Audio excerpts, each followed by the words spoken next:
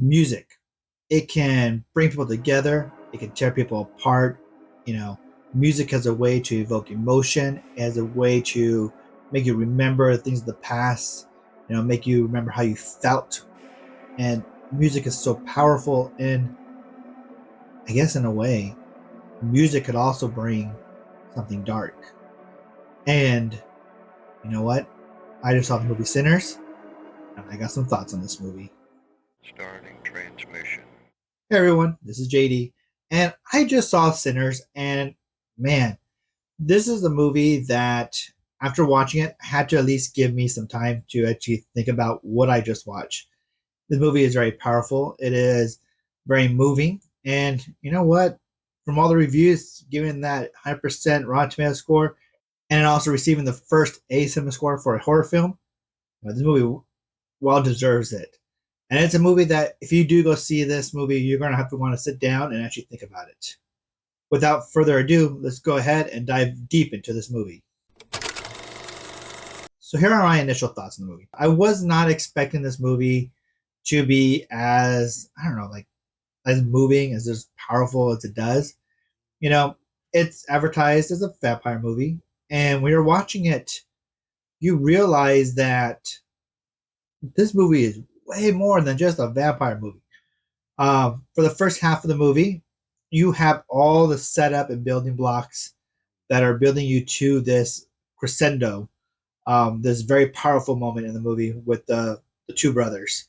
And it wasn't something I was expecting to be, you know, as thought provoking in many ways. That's my initial thoughts on the movie. This movie has an amazing cast. So let's talk about them. First up, we have Michael B. Jordan, who is playing two different characters. He is playing Stokes and Stacks, two twin brothers, who, in the story, you find out that they were here. They lived here in the Mississippi Delta. They moved on up to Chicago. They were, I guess, in a way, part of Al Capone's gang, or they had some ties with Al Capone. They found a better life for themselves and everything like that. And now you find kind of on in the movie that they stole some stuff or started a gang war, I guess you could say, between different mob bosses. And they're now back in the Mississippi Delta, and they're going to open up their own juke joint. So the movie has a good way of having you separate which brother is which. So you have Smoke, who is usually wearing blue. He has a blue hat. He has a blue shirt underneath his nice dress clothes. There's something blue on him, and that helps you separate this character from his brother, who is named Stacks. And Stack is wearing pretty much all red. So he has a red fedora. He has a red shirt. And Michael B. Jordan does an amazing job in separating how each of these characters are. The mannerisms they speak with, the way they move, and everything like that. The relationship with every other character. You know right away that these are two very unique brothers, and they have their own characteristics, their own way they handle themselves. Stack is more of your free loving, kind of ambitious and quick to act on his feet. Whereas if you have Smoke, who is very much the thinker, the plotter, the one who's trying to figure everything out. He's the numbers guy. He is the, I would say, more educated of the two brothers in that sense. Michael B. Jordan did an amazing job portraying these two brothers. Besides him, the next major character in the movie is Miles Canton's character of Sammy, who is also aka the preacher boy. Before going to this movie, I didn't know that this was this kid's first time acting.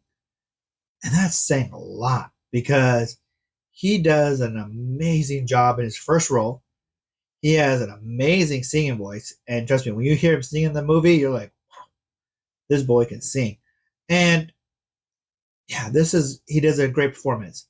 He is a boy who is trapped between two worlds. He wants to please his father, who is a preacher. So he knows he has to pretty much go down the route of, will he become a preacher himself, or does he follow his heart and his true love, which is music? And we find out that his character, that there's this kind of supernatural element that the blues, when it is played, it actually can evoke different, like, it can have ripples throughout time and space. and it can actually conjure up supernatural, the past ghosts and the future ghosts. And with his singing ability, we find out that his lineage for the church and also his love of music, he has that ability to kind of bring forth the multiple generations that this music can have ripples throughout.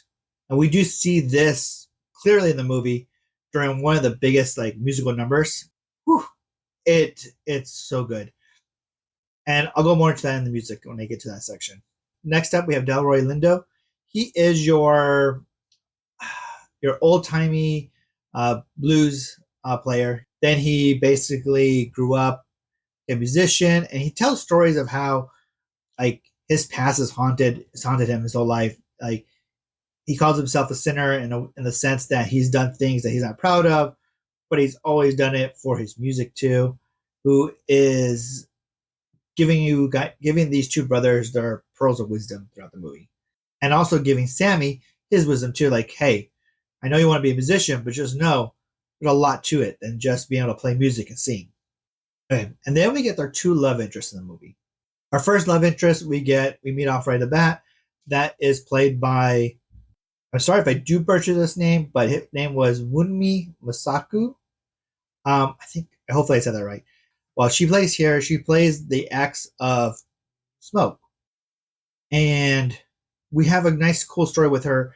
She believes in the occult. She believes in all these things like that. And we also know there's a story between her and Smoke where they did lose a child. And you do find this on earlier on, so it's not a major spoiler.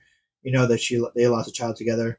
And that's kind of the driving force that drove Smoke away. And we have that story going on. We have this love story kind of rekindling a romance between these two, and how this juke joint is basically bringing these two characters together. And she does an amazing job with her performance in the movie. You know, you felt the heart. She's like the religious voice in the group. She is the one that knows a lot about what's going on. Because if you think about it, the movie's about vampires.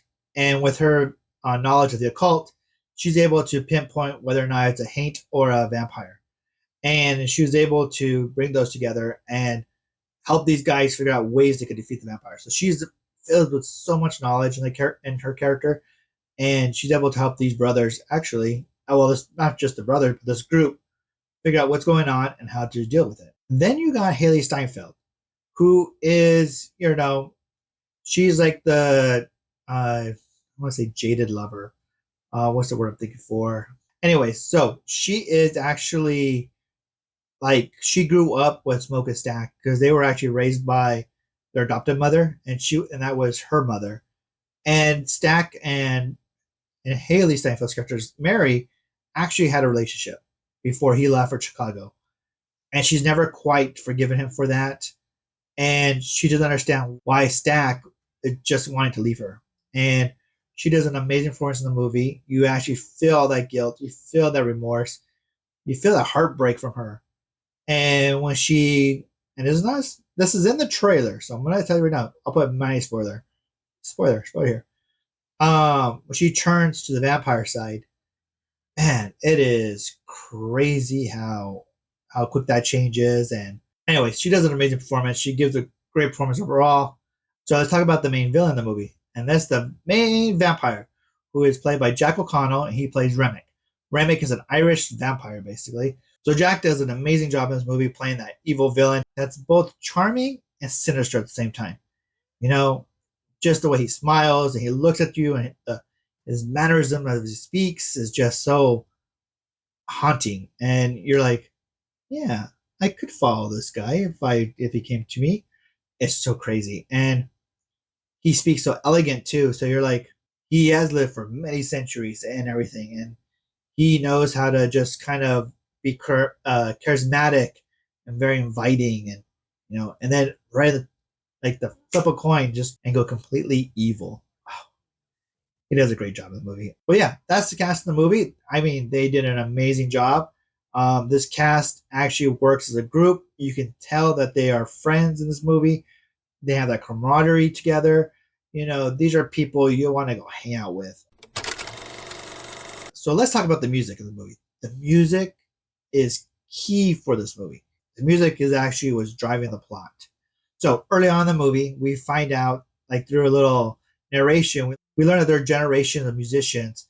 They're able to use their music to transcend time and space, bring all the generations together, generations of the past, generations of the future. So we get kind of that little hint. And then and then they also talk about how music can also bring unwanted guests. And that is where this movie lies. Because we have these two brothers who are opening up their own juke joint. You have our main character, Sammy, who is, he's a preacher's son, but he wants to play music. And his father's like, no, music is the devil kind of a thing. It brings unwanted evils, and you're a sinner if you play music. But so there's two major musical numbers in this movie. Maybe three actually. The first one is the main one that was played in the juke joint with Sammy, and we get to see like all these generations of musicians coming together. It's so crazy because it's out of context in the movie because the movie's pretty realistic in the most part. But when this scene happens, you're like, wait, there's some African drummers there. There is rappers all of a sudden. There's DJs. There's, you name it, just like all the different musicians. And then there's also a Chinese couple in the movie too. And we get to see their ancestry too, of different type of musicians. So we're not only seeing musicians like the African American, like musicians from the past and the future, we're also seeing these Chinese immigrants also, their past. And the music just wells up, and you have all these different sounds from these different eras. It gets kind of chaotic, I'll be admit, but you're like, wow, this is just crazy. All these different types of music all came together, and they created this one harmonious sound in the end. We also get some of the Irish folk music played throughout this movie because Jack O'Connell's character Remick is like an Irish vampire, so we get to see his heritage music too. And there's like a little scene in there where all the vampires are dancing to. Reminded me of Riverdance. It's kind of weird. Takes you out of it a little bit. Seeing all these people do like kind of Riverdance, but again, showing the two different types of music. That was his ancestry music. This is where he's from. It's pretty neat. I love how the music in this movie just overall the music does an amazing job of just showing the rich history of music and where it came from, the different types of music that was in the South, and then seeing that type of music just grow, in the movie, and show how this movie inspired this music, and this music inspired that music. The movie shows it all, and such an amazing performance by everybody. All right, so for my final thoughts on the movie, the cast did an amazing job. The music is amazing. The cinematography is amazing. The pacing of the movie was great. Special effects were amazing in the movie. This is a story about music. This is a story about getting your second chance, getting one more day to do what's right, and just like reconciling with your past. And Ryan Coogler did an amazing job with this movie. I know a lot of people out there have said that this movie feels like two different movies. It kind of does, but it's important to the overall story because this story isn't just a vampire story. This is a story about two brothers and what basically becomes their downfall in a sense. And then there's also a story about this boy who's a musician, and his strive to be, what does he want in life? Does he want to be like his cousins, or does he want to be like his father? Such a great thing. You know what? And also, I can see where this movie is taking different inspiration from. So I know Ryan Coogler has said where he's got inspiration from the movies. So got it from Robert Rodriguez's two movies, The Faculty and From Dusk Till Dawn. You definitely see From Dusk Till Dawn in this movie. You see a lot of nods to that in this one. And the vampire lore, he took a lot from it from Salem's Lot, and you can see some of that in the rules for the vampires. A lot of it's based off of the rules that were kind of established with Salem's Lot back in the 70s. There's also an episode of Twilight Zone called The Last Rites of Myrtle Bank. Overall, I did enjoy this movie, so let's go ahead and take a look at the rankings for this one. All right, we're going to look at the Figgy Pop film chart. Now, like I said, the chart, it goes from not fun to fun and bad to good. So where am I going to put this movie up? You know what? It's not going to be in the top tier of fun and good because the movie is really good. But I'm going to lay it over here in the top right corner in the S area. And this is kind of how I feel with the movie is. It is better than most of the movies we've seen this year so far. Is it my favorite movie so far of this year? Yes. And it belongs there. As for a ranking of the movie, I am going to rank it a 9. Yep, that's going to be my highest ranking so far. I give it a 9. No, I haven't found that movie this year that's going to be a solid 10. So right now we're at a 9, and the movie has a lot. This movie is great. Like I said, everything about the movie, it fires on all cylinders. And this is probably my second favorite Ryan Coogler movie after, no, actually, this actually might be my favorite Ryan Coogler movies. My favorite movie from Ryan Coogler. Like, I liked Fruitvale Station. I liked the Black Panther movies. Minus Part 2. Didn't catch that one. I liked the Creed movie. So, I don't know. I gotta think about that. I think this actually might be my favorite one. So, my wife did go see this one together. We did see Sinners together. And my wife also wanted to reiterate this to you guys too on her thoughts on the movie. And this, she says, is not a date movie. So she would put it on the one section for a date movie. I know, shocking. Now they call this a really sexy horror movie. But yeah, it's just not a really good date movie. So without further ado, guys, let me know your thoughts. Did you guys go see Sinner? What was your favorite movie of the year? Did you like it? Did you hate it? Let me know in the comment section down below. And also remember to hit like, subscribe, and the notification bell. And until next time, guys, this is JD with the Figgy Pop Culture Channel. That concludes a Figgy Pop transmission.